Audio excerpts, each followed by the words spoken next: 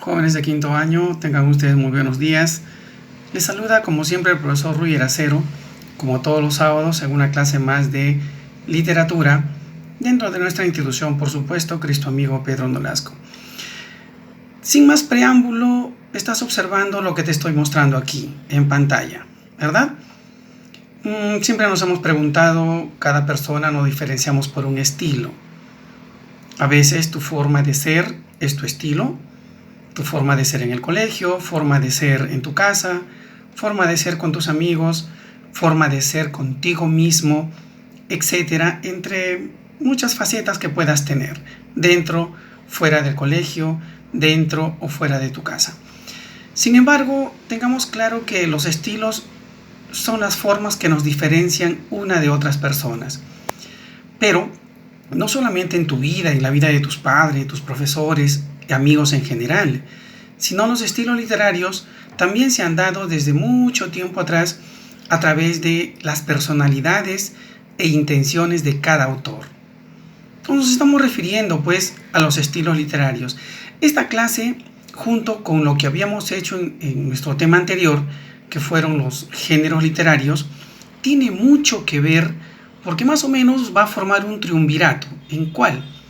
Entre los géneros literarios, los estilos literarios y las figuras literarias, que es el siguiente tema, para que podamos entender mucho mejor toda la mitología griega y la mitología romana, que esto entonces es el introito de las clases que vamos a tener después. Sin embargo, jóvenes, yo les estoy mostrando aquí los estilos literarios, un plano, un croquis, un esquema, donde te voy a explicar de forma muy detallada todos los estilos. En primer lugar, quiero que entiendas que cada autor se agrupó con otro teniendo en cuenta estilos similares. Por ejemplo, fíjate acá, mira lo que te estoy mostrando, un poeta y un narrador. ¿Qué diferencia hay? Es que el poeta y el narrador utilizan los estilos literarios, pero los dos escriben de forma totalmente diferente, dado que el poeta está dentro del género lírico, o sea, todo es verso, y el narrador está dentro del género narrativo, o sea, todo está en prosa. Centrémonos bien entre lo que es poeta y narrador.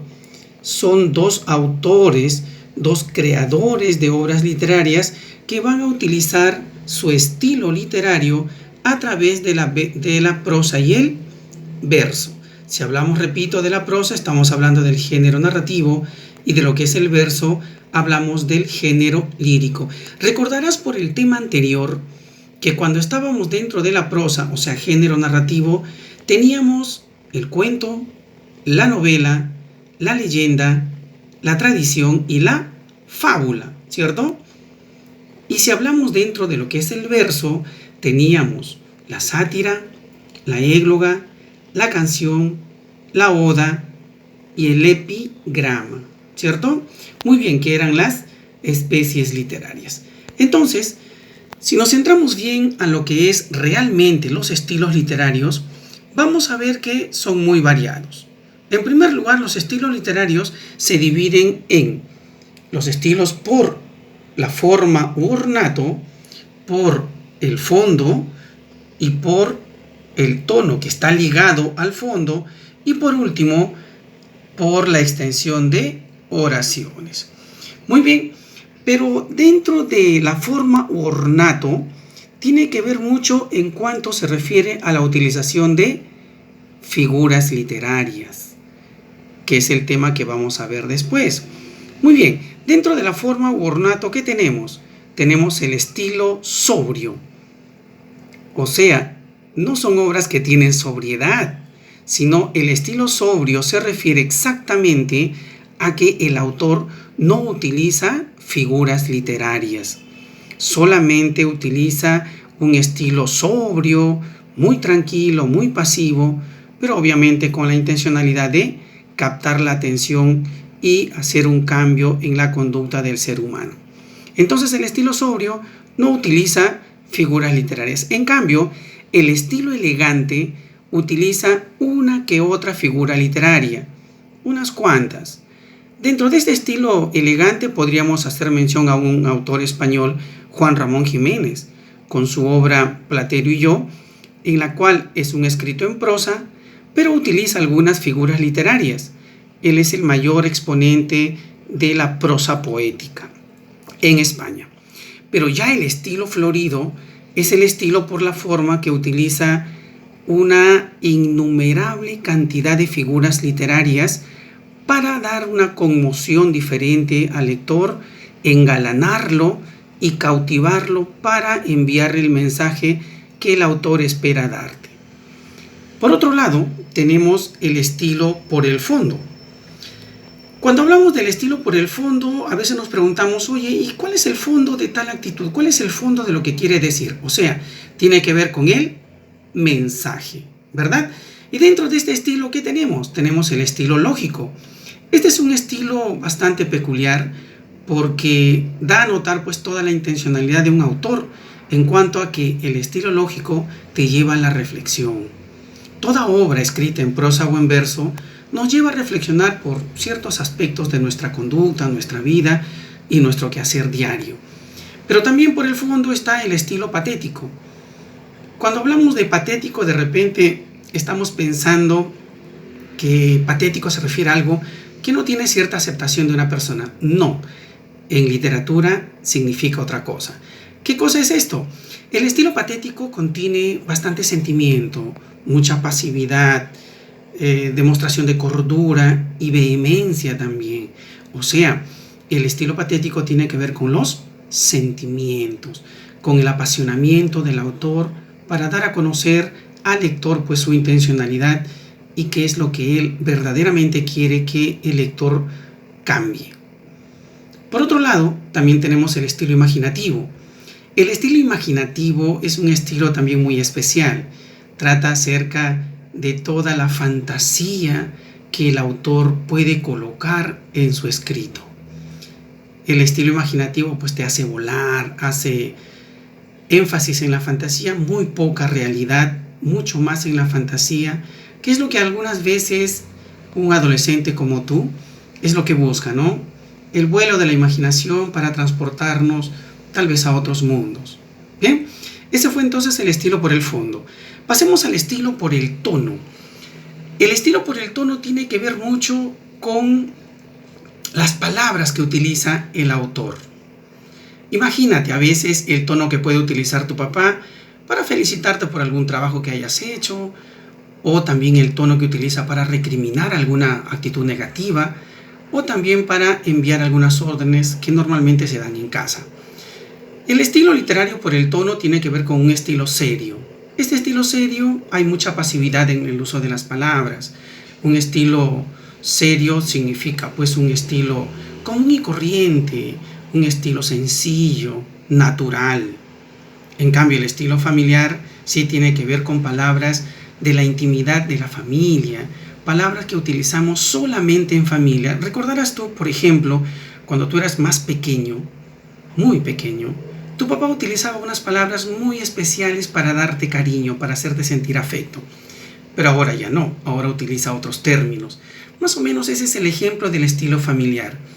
Palabras que de repente las utilizamos solamente en casa. De repente en casa, si tu nombre es Juan, tu papá o tu mamá te llaman con otro nombre al que le llaman pues una especie de cariño, ¿cierto? Muy bien, pero también tengamos en cuenta lo siguiente, ¿ya? Tengamos en cuenta lo siguiente, que dentro de este estilo por el tono, también tenemos el estilo jocoso.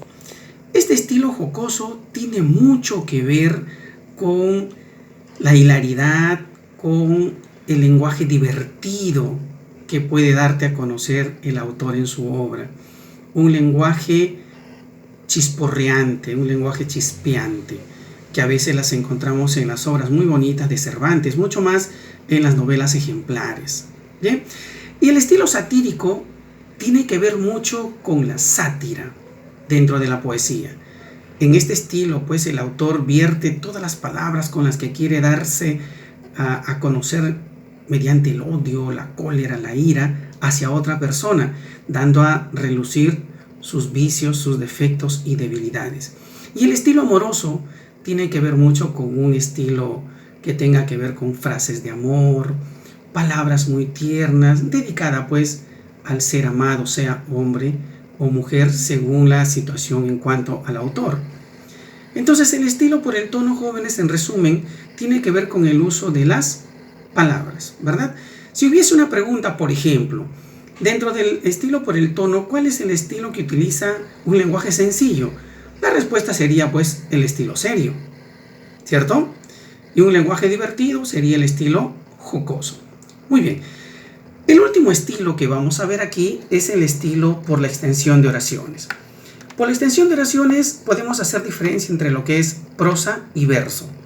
Si nos vamos a las clases, mira, tenemos cuando el autor utiliza oraciones cortas, oraciones largas y oraciones mixtas. Cuando hablamos de oraciones cortas, estamos hablando exclusivamente de la poesía. Recuerda que los versos son bastante cortos. Los versos son cortos, ¿cierto? Los versos son cortos, por eso se caracteriza una poesía. En oraciones largas estamos dentro de lo que es la prosa, el cuento, la novela, la tradición. Y en oraciones mixtas es una mezcla de oraciones cortas y oraciones largas. O sea, estamos hablando del género dramático, las obras teatrales, los libretos teatrales donde hay oraciones cortas y hay oraciones largas. En resumidas cuentas, chicos, los géneros literarios tienen mucho vínculo con los estilos literarios y estos a su vez tienen un vínculo extraordinario con las figuras literarias, que es nuestro siguiente tema.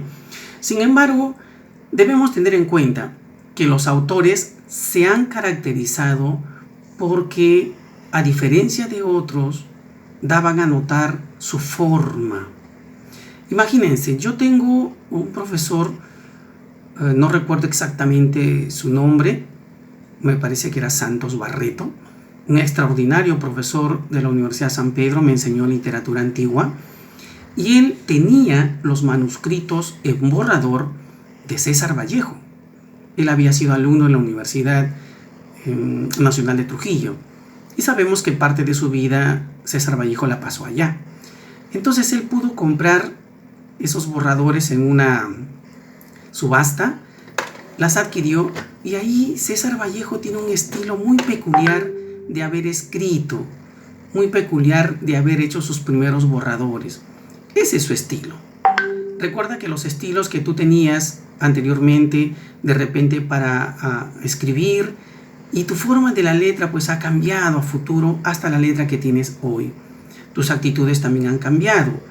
Si es que nosotros en estos momentos tuviéramos una tarea para redactar un cuento y redactar una poesía, entonces por la edad que tú tienes, tu estilo pues tendría que darse a través de un lenguaje amoroso, tal vez, porque dudo mucho que alguno de ustedes no esté viviendo ahora la parte romántica, que lamentablemente por esta cuarentena está como que congelado más o menos, ¿cierto?